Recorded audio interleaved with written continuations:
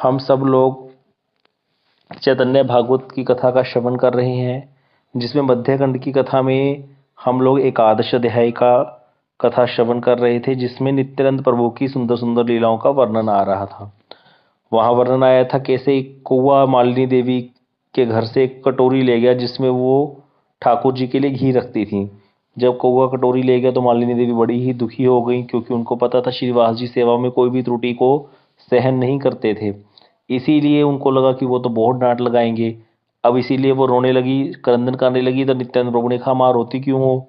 तो उन्होंने कहा कौवा कटोरी ले गया। फिर नित्यानंद प्रभु ने कहा काक काक ऐसे कौए को बुलाया और कटोरी मंगवा के दे दी।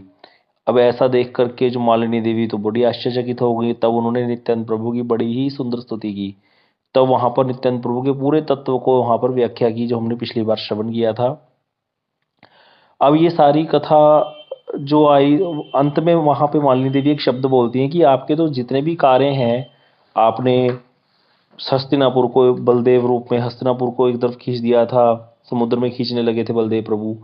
और भी कितना वनवास के समय लक्ष्मण रूप के रूप में आप निरंतर सीता जी के रक्षक बन के उनके निकट रहते थे, और सीता जी के चरणों के दर्शन किया। सीता जी कैसी हैं कभी देखा तक नहीं। और कहते अनंत कोटि ब्रह्मांड आपके सर पर रखे हुए हैं चूरन की तरह, वो भी आपको पता भी नहीं चलता। तो इस तरह से यमुना जी को आपने खींचा। कहते इतना कुछ आपने किया, 14 भुवनों को पालन करने की आपके अंदर शक्ति है। आप एक कौवे से कटोरी ले आए तो इसमें क्या बड़ाई है? लेकिन फिर भी बड़ाई तो बहुत नहीं है, क्योंकि आप तो महान हो। लेकिन आप महान होने पर भी आपका ये जो कोई भी कार्य है उसका महत्व कम नहीं है। हाँ, ये बहुत अच्छी बात बताई कि अगर कोई कहे कि जो व्यक्ति इतना कुछ कर सकता है वो कौवे से कटोरी ले आया, इसके लिए क्या स्तुति करनी? बोले स्तुति करो ना करो, लेकिन ये जो लीला है ये भगवान की बड़ी ही मधुर है। क्योंकि भगवान जब नरवत लीला करते हैं तो भक्तों को बहुत आनंद आता है कि इतने प्रभु बड़े होकर के, इतने विभु होकर के भी नरवत लीला कर रहे हैं। तो उस नरवत लीला में भक्तों को बड़ा ही आनंद आता है, क्योंकि भक्तों का क्या है, भगवान के साथ एक संबंध है। जहाँ संबंध होता है वहीं पर प्रेम होता है। संबंध के बिना संसार में भी देखिए हम इतने लोगों से मिलते जुलते हैं, जिनके साथ हमारा संबंध है उनके सुख में सुखी, उनके दुख में दुखी हम।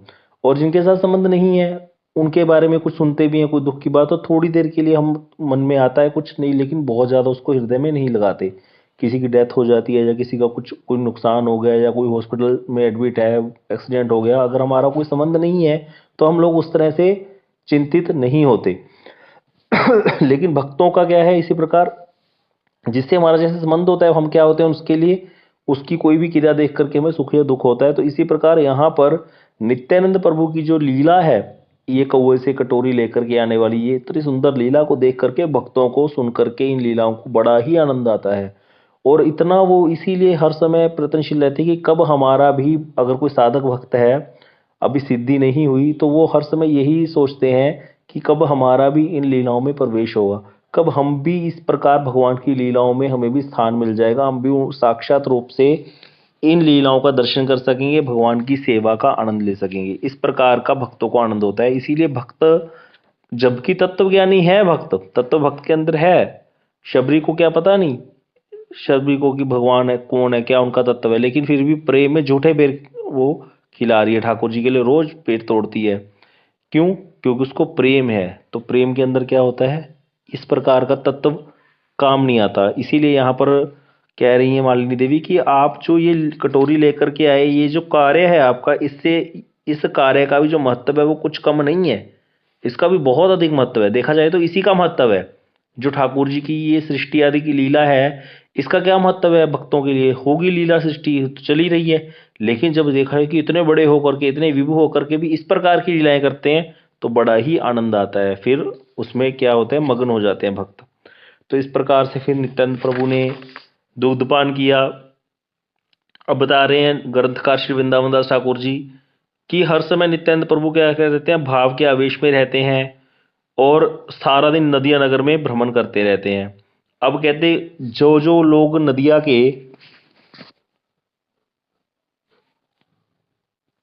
नित्यानंद प्रभु को देखते थे तो उनमें से कोई कहता कि नित्यानंद योगी हैं, कोई कहता नित्यानंद तत्वज्ञानी हैं। अपनी अपनी इच्छा उनके अनुसार यहाँ पे ग्रंथ कह रहे हैं, कोई कुछ भी क्यों ना कहे, लेकिन श्री चैतन्य के नित्यानंद जैसे भी हों उनके चरण हर अवस्था में मेरे हृदय में विराजमान रहे। कि नित्यानंद प्रभु के चरण कहाँ रहे? हर समय मेरे हृदय में विराजमान रहे। ऐसी जो प्रार्थना है वो श्री ग्रंथकार श्री वृंदावन दास ठाकुर जी कर रहे हैं।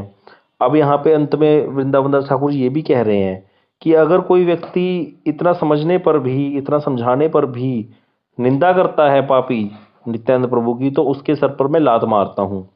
देखिए यहाँ पर ये क्या क्रोध प्रकट कर रहे हैं वृंदावन दास ठाकुर जी कि अगर इतना सुनने पर भी, नित्यानंद प्रभु की इतनी महिमा को मैंने बताया, उसको सुनने पर भी अगर कोई निंदा करता है तो भाई मैं उसको लात मारता हूँ। अब बता रहे हैं कि इस प्रकार से नित्यानंद प्रभु ने श्रीवास जी के घर में अवस्थान किया रहे और श्री गौरांग ने स्वयं ही उनकी रक्षा की, क्योंकि वो तो हर समय मत्त रहते थे प्रेम में।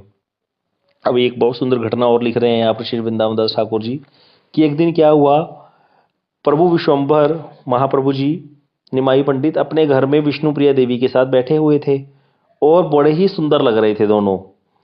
लक्ष्मी नारायण बैठे विराजमान है एक रूप से। अब परम हर्ष के साथ विष्णुप्रिया देवी ने उन्हें तांबूल दिया ठाकुर जी को, और प्रभु के आनंद में वे दिन रात के अंतर को भी भूल गई। इतना आनंदित रहती थी कि दिन कब हो रहा है रात कब हो रही है पता ही नहीं चलता था विष्णुप्रिया देवी को। अब कह रहे हैं कि जब विश्वम्भर महाप्रभु भी विष्णुप्रिया देवी के साथ रहते थे ना जब, तब शची देवी को हृदय में बहुत ही आनंद होता था।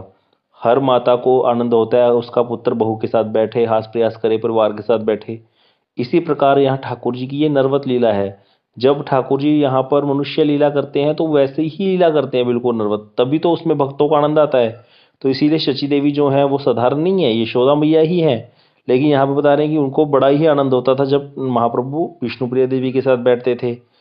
अब जब महाप्रभु ने यह जब बात जानी, उनको समझ में आया कि विष्णुप्रिया देवी के साथ रहने से माता को सुख मिलता है, तो माता को सुख देने के हेतु से प्रभु ज़्यादा साथ साथ रहते थे विष्णुप्रिया देवी के। ये है भक्ति, मातृभक्ति इसको कहते हैं। प्रभु हर चीज़ में आदर्श दिखाते हैं। और ऐसे समय में आनंद विह्वल परम चंचल नित्यानंद प्रभु क्या हुआ, घर पर आ गए। आनंद में विह्वल है, परम चंचल है, कभी कुछ करते हैं कभी कुछ करते हैं, आनंद में पागल हो चुके हैं, उनको पता ही नहीं, कुछ देख की सुध बुध नहीं है। महाप्रभु जी के घर में आ गए और परम आनंद के साथ लज्जा विहीन होकर बाल्य भाव को अपनाकर दिगंबर वेश में खड़े हो गए। बिल्कुल शरीर पे वस्त्र ही नहीं है कोई, बिल्कुल बच्चे की तरह है और आनंद में बिल्कुल लज्जा विहीन, पता ही नहीं लज्जा क्या होती है। जब आनंद बहुत बढ़ता है तो पता नहीं चलता फिर। तो बाल्य भाव को अपना करके सामने खड़े हो गए। प्रभु पूछने लगे, अब नित्यानंद दिगंबर क्यों हो गए हो? कौन पूछ रहा है? महाप्रभु जी। दिगंबर क्यों हो गए हो? अब नित्यानंद प्रभु देखना कैसे कैसे उत्तर देंगे। नित्यानंद ने उत्तर में हाँ हाँ कर दिया, हाँ हाँ हाँ हाँ। महाप्रभु कहे दिगंबर क्यों? बोले हाँ हाँ। प्रभु बोले नित्यानंद कपड़े पहन लो। नित्यानंद बोले आज मुझे जाना है। अब प्रभु तो क्या बोल रहे हैं, कपड़े पहन लो, ये बोले आज मुझे जाना है। प्रभु ने फिर कहा नित्यानंद ऐसा क्यों करते हो कि ऐसे मैं कह रहा हूँ जो। नित्यानंद कहने लगे और खा नहीं सकता, मत है ना, पता ही नहीं कुछ, प्रेम में मत हो रहे हैं। प्रभु बोले पूछता हूं कुछ और उत्तर कुछ देते हो ऐसा क्यों करते हो? तो नित्यानंद बोले मैं 10 बार गया हूं हट करके। अब क्रुद्ध हो गए महाप्रभु क्रोध आ गया, बोले मेरा कोई दोष नहीं है। नित्यानंद बोले प्रभु यहाँ माता नहीं है, यहाँ आई नहीं है, ऐसे बोलने लगे। प्रभु कहने लगे कृपया कपड़े पहन लीजिए। तो नित्यानंद प्रभु बोले मैं भोजन करूंगा। अब इस प्रकार कहते हैं चैतन्य महाप्रभु जी के प्रेम में आवेशित हर समय नित्यानंद प्रभु मस्त रहते हैं। तो ऐसे मस्त नित्यानंद प्रभु प्रश्नों का मस्त होकर के प्रश्नों का उल्टा पुल्टा उत्तर देते हुए हंसकर घूमने फिरने लगे। और प्रभु ने उठकर अपने हाथों से उनको कपड़े पहनाए। और लेकिन नित्यानंद प्रभु तो क्या है, बाह्य ज्ञान रहित है, हंसते ही रहे। अब ऐसे चरित्र इतना सुंदर, ये यहाँ पर कितना सुंदर छोटा सा एक जो चरित्र वर्णन किया नित्यानंद प्रभु का, किस प्रकार की झांकी है कि महाप्रभु जी के घर में नित्यानंद प्रभु जी का आगमन हो गया इस प्रकार से। यहाँ पे एक बड़ा सुंदर कीर्तन है, जय जय नित्यानंद रोहिणी कुमार, इसको हम गाते हैं। बड़ा ही सुंदर नित्यानंद प्रभु का कीर्तन है। जय जय नित्यानंद रोहिणी कुमार, पतिता उद्धार लागी दुबाहु पसार, गद गद माधुर धुर आधो बोल, जारे देखे तारे प्रेमे धरी दे कोल। डगमग लोचन घूरै निरंतर सोनार कमले जेना फिरै भ्रमर दयाल ठाकुर निताय पर दुख जाने हरि नामेर माला गाथी दिल जग जने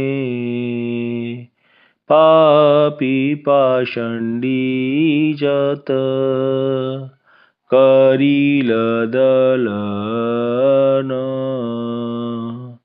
दीनहीन जने कैला प्रेम वितरण आहारी गौरांग बली पड़े भूमि तले शरीर बिजिल नितार नयनेर जले वृंदावन दास मने एई विचारील धरणियो परे किवा सुमेरु पडील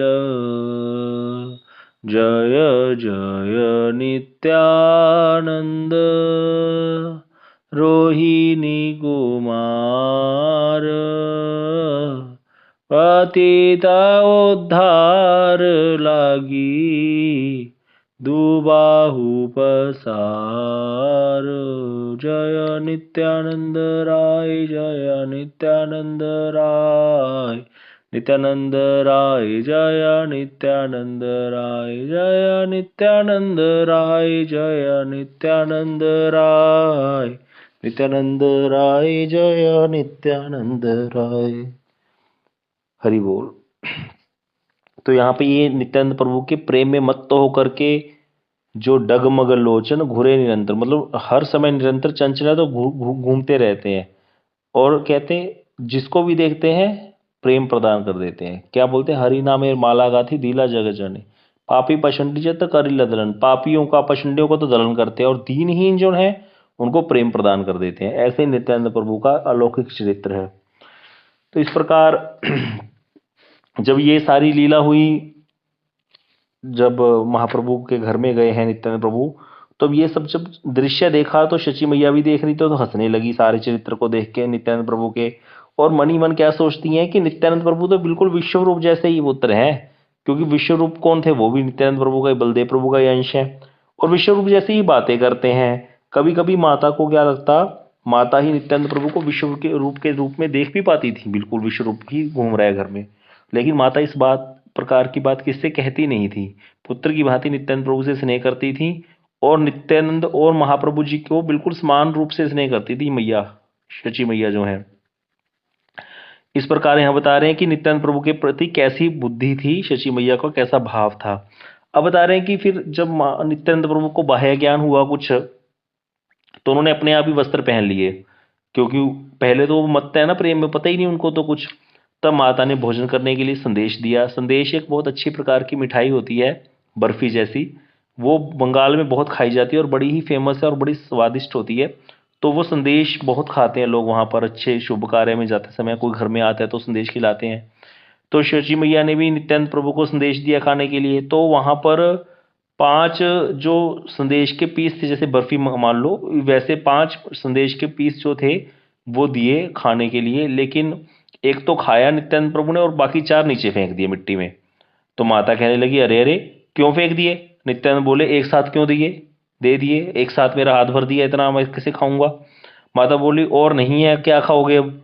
क्योंकि अब तो है ही नहीं, 4 तुमने नीचे फेंक दिए। नित्यानंद बोले, देखो और भी अवश्य मिलेंगे। अब ऐसा सुन के नित्यानंद प्रभु से, जबकि शची मैया को पूरा पूरा याद है कि अंदर 5 ही पीस रखे थे और 5 के 5 उन्होंने नित्यानंद प्रभु को दे दिए थे, जिसमें एक उन्होंने खा लिया और 4 फेंक दिए। लेकिन नित्यानंद प्रभु क्या बोल रहे हैं, देखो देखो अवश्य मिल जाएगा, आप जाओ अंदर जाके। और ऐसा सुनकर के शची मैया घर के अंदर गई और वहां एक बड़ी ही अद्भुत बात देखी। क्या देखा कि उनको वो चारों संदेश प्रत्यक्ष रूप में दिखाई देने लगे घर के अंदर ही। तो माता बोली, संदेश कहाँ गिरे थे और ये घर के भीतर कैसे आ गए।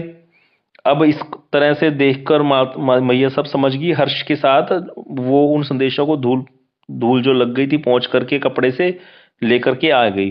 और आकर के क्या देखती हैं शची मैया कि नित्यानंद उन्हीं संदेशों को खा भी रहे हैं। अब यह देखकर माता कहने लगी, बेटा ये कहाँ से मिले, क्योंकि अब दो हो गए ना पीस, सेट दो हो गए। एक तो नित्यानंद प्रभु जी वो खा रहे हैं पा रहे हैं, और एक जो अंदर से शची मैया लेके आई। नित्यानंद बोले, तुम्हारा दुख देखकर हम उन्हीं को मांग लाए हैं जो हमने छितराकर फेंका था। कहते, जो मैंने फेंके थे ना, मैं उन्हीं को लेकर के आ गया हूं तुम्हारा दुख देख करके कि अब क्या खाएगा। अब ऐसे देख, इसी अद्भुत महिमा देख करके नित्यानंद प्रभु की शची मैया जो है मनी मन सोचने लगी कि ऐसा कौन है जो नित्यानंद की महिमा को नहीं जानता होगा। अब माता बोली, नित्यानंद क्यों मुझे रहस्य के घेरे में रखते हो, मुझे रहस्य में क्यों रखा है, मैं जान गई हूं कि तुम ईश्वर हो। अब कृपया मुझसे अपनी माया को दूर हटा दो। मतलब मेरे साथ इस प्रकार से क्या करो, आप छल मत करो, आप क्या करो, अपनी माया को हटाओ हर समय से, और मैं आपके वास्तविक दर्शन कर सकूं, आपके साथ वैसा वाला संबंध स्थापित कर सकूं। ये शची मैया कहने लगी। अब नित्यानंद प्रभु तो फिर प्रेम में मत्त हो गए। अब इतने में नित्यानंद प्रभु ने क्या किया, बाल्य भाव में नित्यानंद प्रभु माता के चरण स्पर्श करने को गए तो माता दूर भाग गई, क्योंकि अभी माता की क्या हो गई, इनके प्रति ईश्वर बुद्धि हो गई है।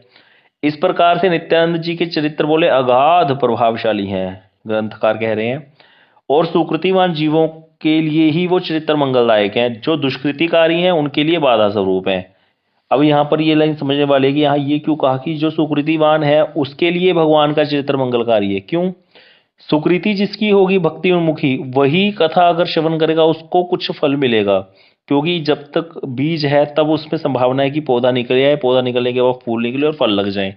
लेकिन जहाँ जब बीज ही नष्ट हो गया तब फिर जितना मर्जी सींचते रहो, वो उसमें से कुछ भी निकलने वाला नहीं है। तो इसी प्रकार यहाँ पर कह रहे हैं कि जो तो व्यक्ति सुकृतिवान है, जो सुकृतियां लेकर के साधु संग करता है, सुकृतियां अर्जित करके, उसको तो हो जाता है कल्याण। लेकिन जिसके पास सुकृतियां है नहीं, लेकिन साधु के संग में रहने लग गया जाकर के, तो वहां क्या करेगा, दोष देखेगा साधु के।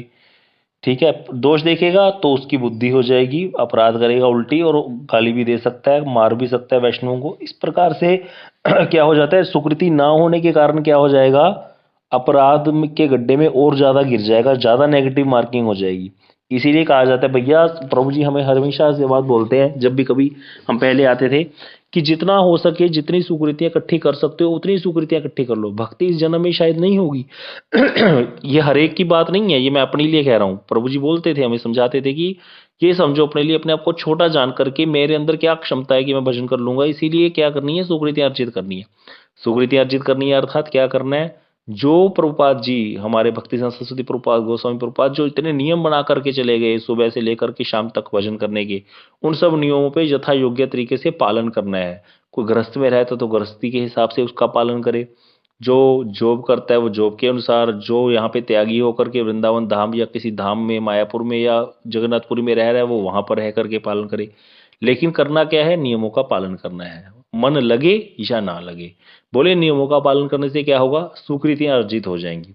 जब सुकृतियां बहुत सारी अर्जित हो जाएंगी तो फिर क्या होगा, अब अगले जन्म में जब साधु संग मिलेगा सुकृतियों के प्रभाव से, तब फिर उसकी दोष दृष्टि नहीं होगी और उसको बहुत ही अनुकूल साधु संग मिलेगा साधक को। ऐसे इस जन्म में भी हो सकता है कि सुकृतियां बहुत ज्यादा अर्जित करने से क्या होगा, अपराध की संभावना कम हो जाएगी और धीरे धीरे अनर्थ नाश होकर के शुद्ध साधु संग मिल जाएगा। तो इसीलिए सबसे ज्यादा जरूरी क्या होता है, क्योंकि और कुछ हमारे हाथ में नहीं है, ना हमारे हाथ में है कि हम भाव हमारे अंदर आ जाए शुद्ध, और ना हमारे हाथ में है कि हमारी अविद्या हमारे प्रयास से भाग जाएगी। कुछ भी नहीं है हमारे हाथ में। क्या है, हमारे हाथ में है ये जो जितनी देर के लिए हमें अपना जीवन मिला है उसको हम एनकैश कर लें, जितना भी कोशिश करके उसको भजन में लगा दें, किसी भी प्रकार से मन को समझा बुझा करके भजन में लगा दें। इसीलिए शिला प्रभुपाद बोलते थे कि सो अपने ऊपर दोष इल्जाम सह करके, सो दोषारोपण सह करके भी, 100 कोटि 100 करोड़ दोषारोपण सह करके भी हरि भजन मत छोड़ो। कैसे भी कोई कुछ बोलता रहे, हरि भजन करते रहो, जिससे क्या होगा, सुकृतियां मिलेंगी। सुकृतियां अर्जित हो जाएंगी ना जब, तब फिर साधु संघ का भी लाभ मिलेगा, हर वस्तु का लाभ मिलेगा। यहाँ पर यही कह रहे हैं कि जिसकी तो सुकृति है उसको तो इन कथाओं को सुनकर के आनंद आएगा, और जिसकी सुकृति नहीं है, दुष्कृतिवान है, वो पहली बात तो सुन ही नहीं पाएगा। अगर सुन भी पाएगा, सुनने आएगा तो उसको नींद आ जाएगी कथा में, नींद नहीं आएगी तो सुन करके भी वो निंदा ही करेगा। उसकी बुद्धि में ये बातें जाएंगी नहीं, उसको प्रेम ही नहीं है। क्यों? सुकृतियां ही नहीं है उसके पास, दुष्कृतिवान है। तो इसीलिए बता रहे हैं कि नित्यानंद प्रभु का चरित्र तो अगाध प्रभावशाली है, सुनने मात्र से ही कल्याण कर देने वाला है, आनंद देने वाला लेकिन दुष्कृति कार्यों के लिए ये बाधा स्वरूप है। अब बता रहे हैं, जो पापी व्यक्ति नित्यानंद प्रभु की निंदा करता है उसे देखकर गंगा जी भी दूर भाग जाती हैं। देखिए गंगा जी आ गई हैं, अब गंगा जी किससे दूर कैसे भागेंगी? लेकिन बता रहे हैं, जो भक्त अपराधी है, जो वैष्णव अपराधी, जो भगवत अपराधी है, नित्यानंद प्रभु जैसे जो भगवान ही है, एक तरह से ईश्वर ही है, उनके जो चरणों का अपराधी है, उनके लिए क्या है, गंगा जी भी दूर चली जाती है। जबकि गंगा जी का अवतार हुआ क्यों? कलयुग के जीवों को तारने के लिए। लेकिन ऐसे व्यक्ति जो कि नित्यानंद प्रभु की निंदा करता है उसको देख करके गंगा जी भी भाग जाती है। क्यों? वो सोचती हैं कि ऐसा व्यक्ति जो नित्यानंद प्रभु की निंदा करता है, जब मेरे में स्नान करेगा तो मैं अपवित्र हो जाऊंगी, अस्पृश्य हो जाऊंगी, तो फिर भगवान मुझे कैसे ग्रहण करेंगे? क्योंकि गंगा जी तो भगवान के चरणों का जल है। हम लोग एक कीर्तन में गाते हैं नित्यानंद प्रभु के गंगाजार पदजल हर शिरे धरे, कि जो गंगा जी ठाकुर जी के चरणों का जल है, नित्यानंद प्रभु के चरणों का जल है, उसको शंकर जी अपनी जटाओं में धारण करते हैं, शीश पे धारण करते हैं। हेन निताई ना भजिया दुख पे मरे, ऐसे नित्यानंद प्रभु को छोड़ करके, भजन छोड़ करके दुखों में मरोगे नहीं तो और क्या होगा? तो इसीलिए बता रहे हैं कि गंगा जी भी दूर चली जाती हैं। अब बता रहे नित्यानंद प्रभु, नित्यानंद महाप्रभु ही वैष्णव अधिराज ईश्वर अनंत देव और महीधर शेष देव है। नित्यानंद जो है वो क्या है? वैष्णव अधिराज ईश्वर और अनंत देव और महीधर अर्थात धरणीधर अर्थात पृथ्वी को उठाने वाले शेष देव हैं। यही सारे इन्हीं के स्वरूप हैं। अब बता रहे हैं चैतन्य महाप्रभु जी के जो नित्यानंद है वो जैसे भी हों, हर अवस्था में उनके चरण धन मेरे हृदय में रहें। अर्थात जब ये हम सुन रहे थे ना कि अवधूत के वेश में बोले, जो कैसे भी रहें, किस प्रकार का भी आचरण करें नित्यानंद प्रभु, वो हर अवस्था में क्या हो, उनके जो चरण धन है वो मेरे हृदय में विराजमान हो जाएं। ये साधारण बात नहीं है। भगवान नित्यानंद प्रभु, ये इनके अगर चरण हृदय में विराजमान हो गए, अब हृदय में क्या बैठा है? कामनाएं बैठी हैं, वासनाएं बैठी हैं। अब मान लो कोई व्यक्ति काम से पीड़ित है और वो किसी बेड पे जाए, अपने पलंग पे जाए, काम से पीड़ित होकर के, वहां बैठा हो बहुत बड़ा नाग, तो फिर उसकी काम वासना क्या हो जाएगी? एकदम से भाग जाएगी। अब उसको क्या होगा? एकदम से क्या होगा? ये क्या हो गया कि ये लगेगा, मतलब भूल ही जाएगा क्या करने आया था। तो इस प्रकार से नित्यानंद प्रभु क्या है? वो तो अनंत शेष हैं, शेष उनके ही तो अंश हैं। तो बता रहे हैं नित्यानंद प्रभु जब हृदय में विराजमान हो जाएंगे, उनके जब चरण हृदय में विराजमान हो जाएंगे, तो सारी कामनाएं, संसारिक जितनी भी कामनाएं, वो अपने आप ही भाग जाएंगी, कोई भी कामना रहेगी ही नहीं। क्योंकि हमारा संसार में आने का कारण क्या है? भगवान गीता जी में बोलते हैं, गीता के 7वें अध्याय का 27वां श्लोक है, इच्छा द्वेष समुत्थेन द्वंद्व मोहेन भारत सर्वभूतानि सम्मोहम सर्गे यान्ति परंतप। कि इच्छा और द्वेष की जो गुंथी है, ये इसमें ही सारे जगत के जीव जो है मोहित हो रहे हैं। या तो हर समय हम इच्छा करते रहते हैं या फिर द्वेष करते रहते हैं किसी से। कभी भी देखिएगा, हरि नाम कर रहे हैं, कुछ भी कर रहे हैं, या तो इच्छा करते रहेंगे कुछ ना कुछ, ये हो जाएगा, वो हो जाएगा, ख्याली पुलाव बनाते रहते हैं, या हम किसी से द्वेष करते हैं, जिनके साथ किसी कारणवश थोड़ा बहुत कोई बोलने में झगड़ा हो गया, या वैसे कोई बात होगी जिससे हम चिढ़ते हैं, या कोई हमसे चिढ़ता है, तो उसका सोच सोच के उससे द्वेष करते रहते हैं। दो ही ग्रंथियां हैं, इच्छा और द्वेष की, जिसके कारण सारे संसार के जीव इस मोहित होकर के माया के जाल में पड़े हुए हैं बस। लेकिन नित्यानंद प्रभु का भजन करने से, नित्यानंद प्रभु के चरणों को हृदय में धारण करने से होगा क्या? वो कामनाएं, वो सब चीजें जो है अपने आप भाग जाएंगी, वो इच्छाएं अपने आप दूर भाग जाएंगी। फिर केवल मात्र एक भक्ति की ही इच्छा होगी, वैष्णव के संग की इच्छा होगी। यही सारी बड़ी बढ़िया इच्छाएं अपने आप हृदय में आएंगी। तो इसीलिए कह रहे हैं कि नित्यानंद प्रभु जैसे भी हों, लेकिन उन हर अवस्था में उनके चरण मेरे हृदय में रहें। अब यहाँ पर अंत में ये अध्याय छोटा था, इसमें अभी श्री ग्रंथकार कह रहे हैं कि वैष्णव के श्री चरणों में मेरी यही प्रार्थना है कि नित्यानंद बलराम मेरे प्रभु हो जाएं। मैं बार बार यही प्रार्थना करता हूँ कि नित्यानंद प्रभु और बलदेव प्रभु जो हैं वो मेरे प्रभु हो जाएं। अब यहाँ लास्ट में कह रहे हैं, श्री कृष्ण चैतन्य एवं नित्यानंद चांद जिनके जीवन है वे वृंदावन दास, उनके युगल श्री चरणों में उनकी महिमा का गान करते हैं। तो इस प्रकार यहाँ पर ये एकादश अध्याय नित्यानंद प्रभु की कथा में समाप्त हो गया, यहाँ पर शेष हो गया। अब इसके बाद जो द्वादश अध्याय है उसमें भी नित्यानंद प्रभु की ही कथाओं का वर्णन है। वो भी ज़्यादा बड़ा अध्याय नहीं है, लेकिन बड़ा ही सुंदर है प्रसंग। कहते मीठा जो है वो धीरे धीरे खाना चाहिए, एकदम से सारा मीठा नहीं खा लेना चाहिए। तो इसीलिए अभी हम अगला अध्याय नहीं शुरू कर रहे, अगली बार ही उसको शुरू करेंगे।